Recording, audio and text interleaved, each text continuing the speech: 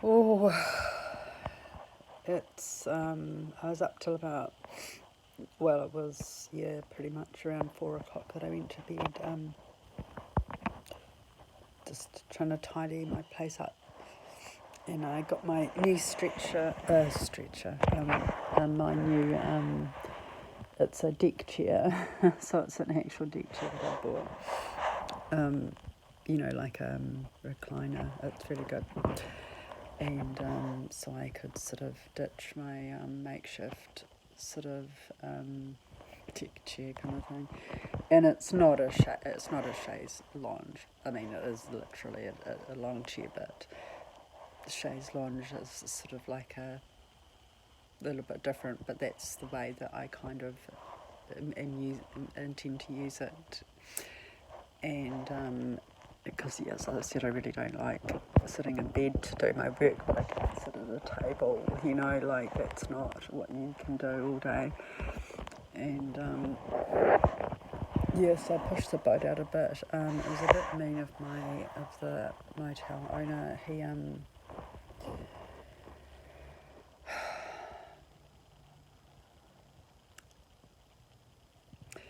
He took a photo of my room when I had moved all the random shit out of the way so he could take the furniture that I'd made the makeshift chaise lounge out of. Like I'd ahead of time, because I asked him if he could help me carry it up, because I'd carried it on the bus from Ilam, and then there's like a 10-minute walk from the bus stop. I mean, the bus ride from Ilam, big deal. You're just sitting on a bus with a big deck chair. But it was the walk, so yeah, I asked him to carry it up the stairs to me, just because, yeah, I was pretty exhausted, and I've been banging it against my legs and stuff. I mean, I always have bruises on my legs, but I've got extra ones now.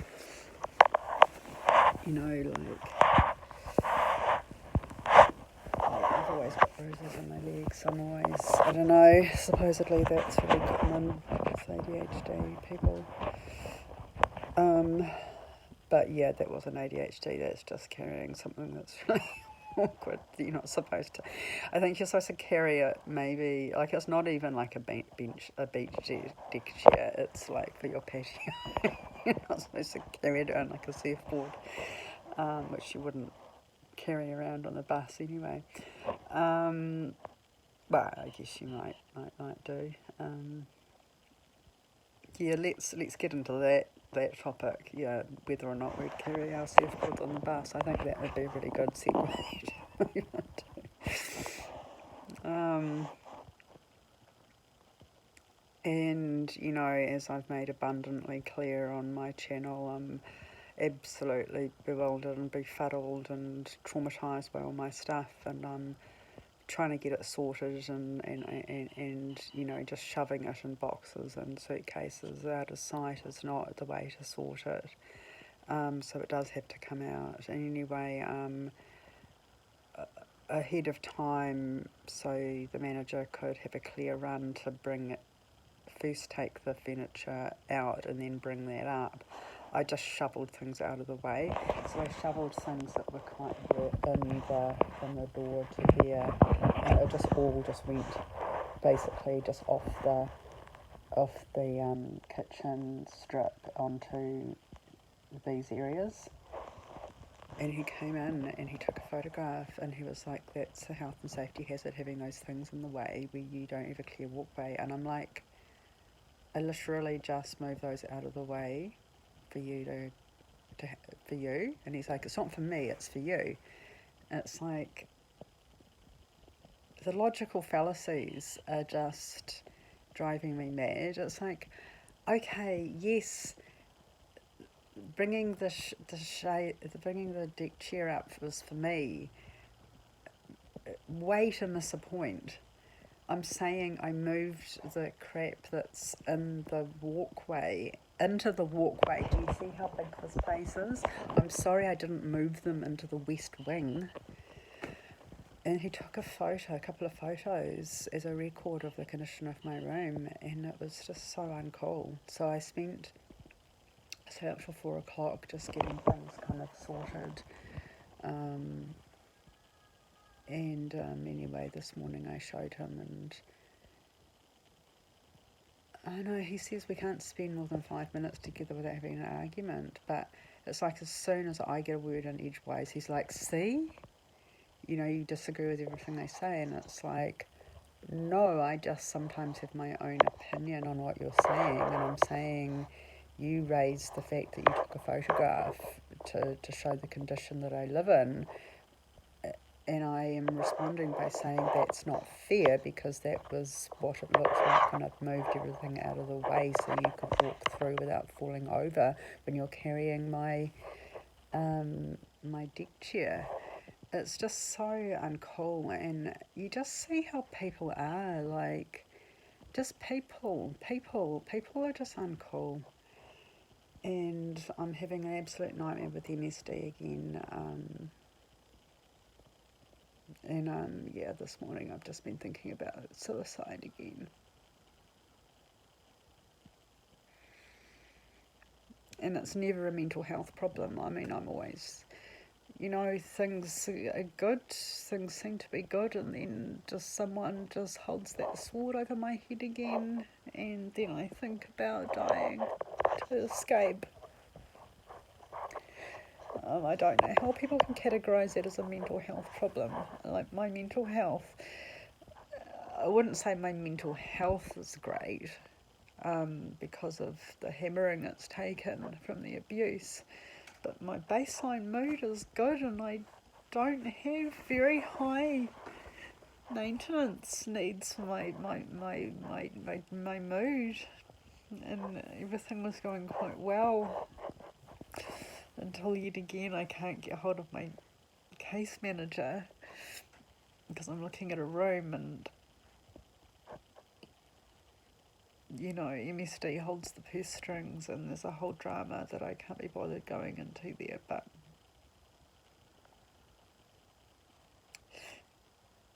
I've just got the boot on my neck again, I'm like a horse put on a stall with no room to move around, and people telling you you've got plenty of room to move around if you just do this. As they say, holding the key,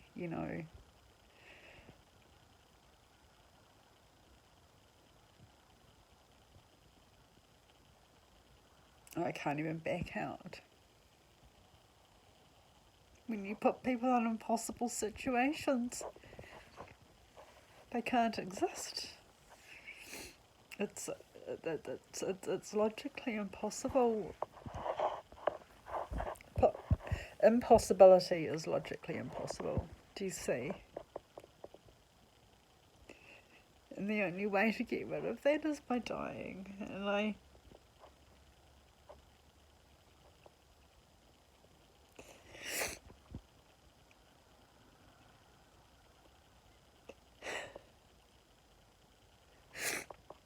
it's that makes me sad. It's not the other way around.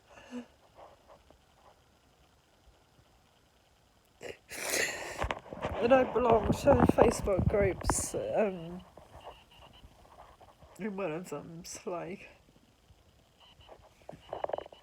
sort of, peer support and advice about wins, and and I just read other people's stories and I just realise how hopeless it is.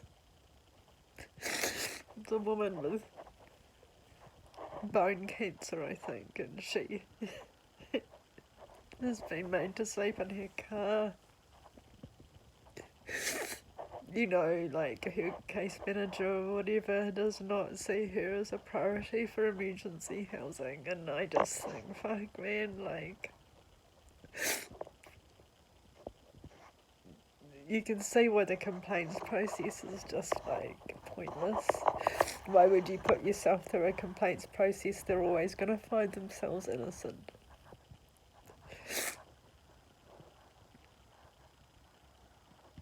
And then, okay, complain to the Office of the Ombudsman. Well, even if that was going to result in anything, and for many reasons, and in most cases it doesn't, you have to take on a massive fucking project to complain, because it's sort of like you're on the stand, it's almost like going through a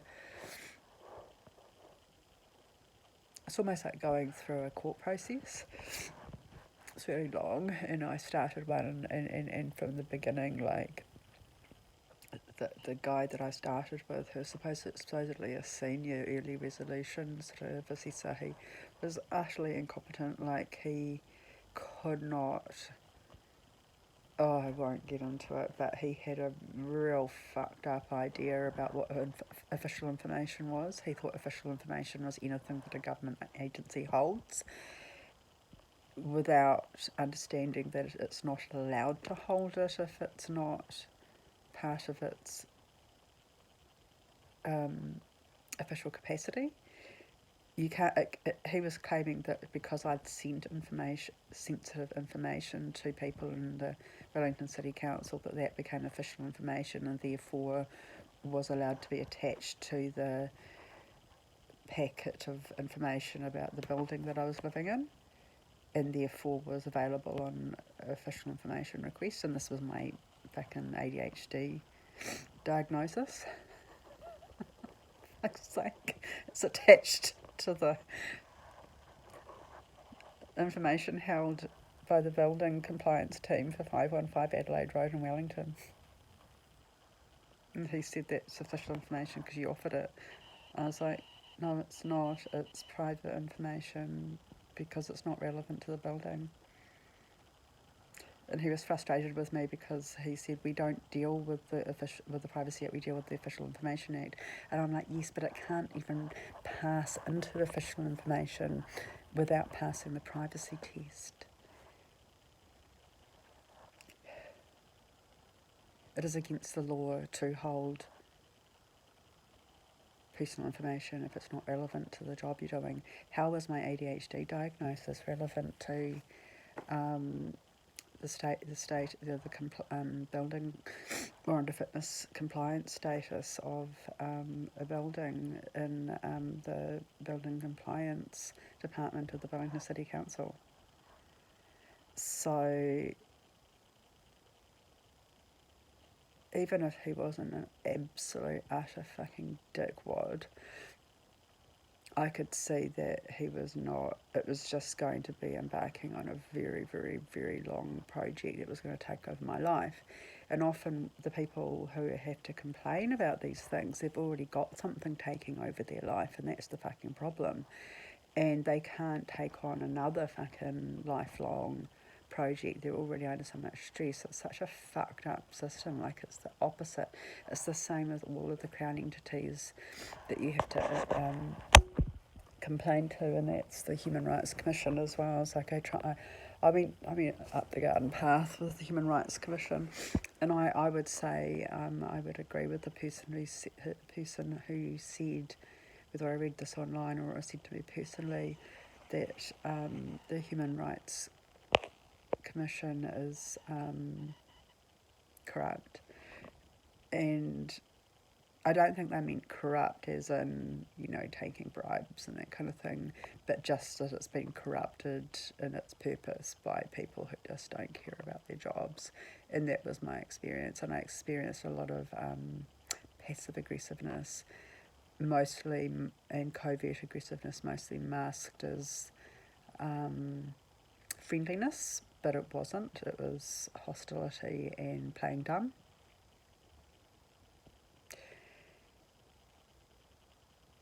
And I just, the more that I, because I join groups as I can find them that seem to sort of patch together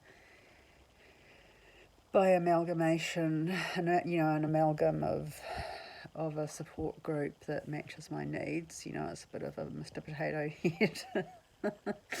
As each of us is an individual with different, with a variety of, like those of us down and outers or anyone who's going through a particularly hard time in a specific area usually can't get their needs met from one group. And I certainly feel comforted because it makes me feel like it's not, like it's hard to not let that feeling that it's, because abusive people want to make out that you're the problem. And I know that I'm not. I'm not saying that I don't have problematic characteristics, because I definitely do. But that's as a normal. Well, I'm not normal. I'm not a normal person, but I'm I'm a morally normal person. I've got normal morals, as in normative. Like my personality is not disordered. My character is not disordered. I have a healthy sense of responsibility, and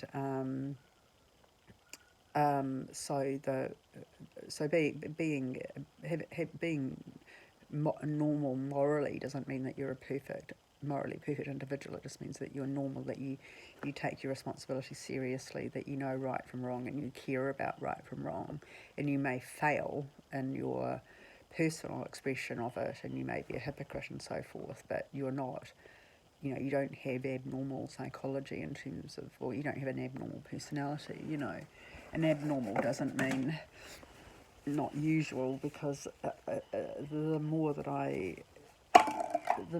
people that I come across, the more I realise how many people have abnormal morality, and just seeing the plights of these other people. Just going through such similar situations as I am, and worse horror stories, and then sometimes I'm like, I've outdone them with a horror story, but a lot of us are coming up against the same brick walls that are totally illegal. And what are you going to do? It's might is right. And, you can't really unite when you're all fucking broke and sick. Like, we're not a very intimidating army against a massive government department, So in a way, it's really heartening. It's to remind me I'm not letting these fuckers gaslight me. I'm not the problem. They are the problem, and they are the problem in the same way for so many fucking New Zealanders. But it's also incredibly depressing, because I know that there is not a lot of data in there to suggest that I'm going to get justice. These fuckers say that they want me to get out of emergency housing, that they won't lift a finger to even let me.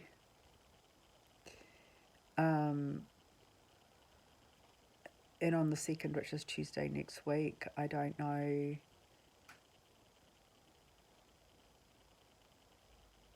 It's my renewal rollover. I don't know if I'm going to get a renewal rollover.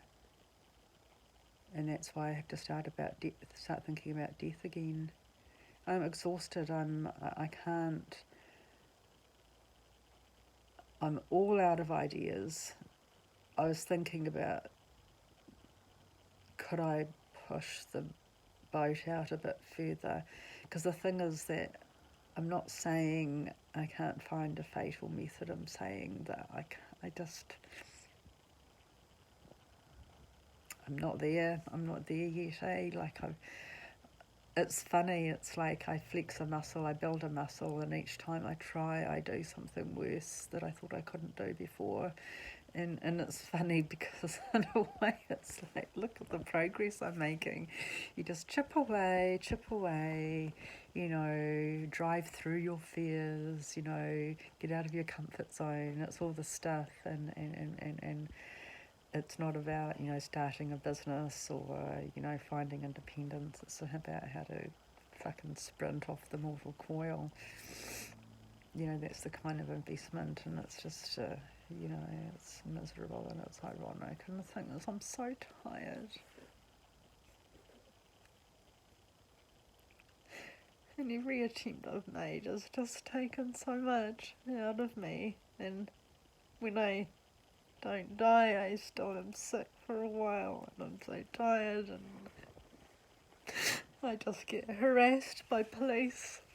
And I got harassed by the ambulance last time, and everyone just puts it in the mental health area, and that's why you can never, ever, ever escape the need to die.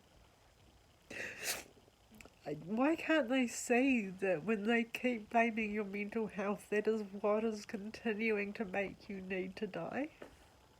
Because they're never targeting the actual problem, so they're never offering an actual solution. Everyone who blames my suicide attempts on my mental health is pushing me towards suicide. And I told the Ambos that last time. And when they didn't stop, I told them to leave, and I had to be quite forceful about it.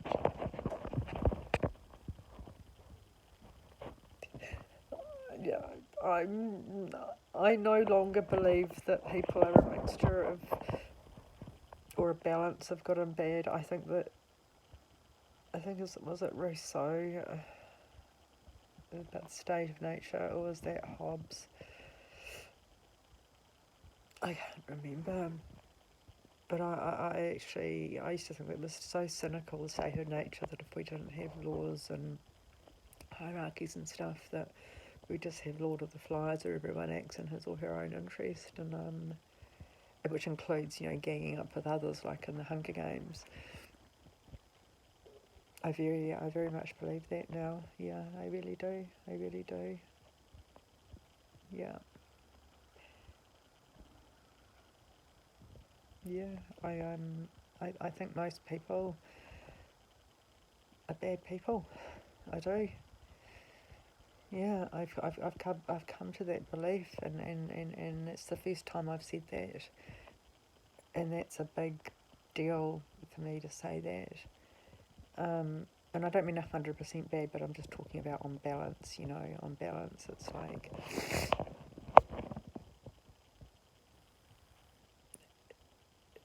and it's not just a balance. It's a tipping point, where the tipping point changes the balance like a seesaw. So the net effect of their existence on the planet is of evil. That's what I think.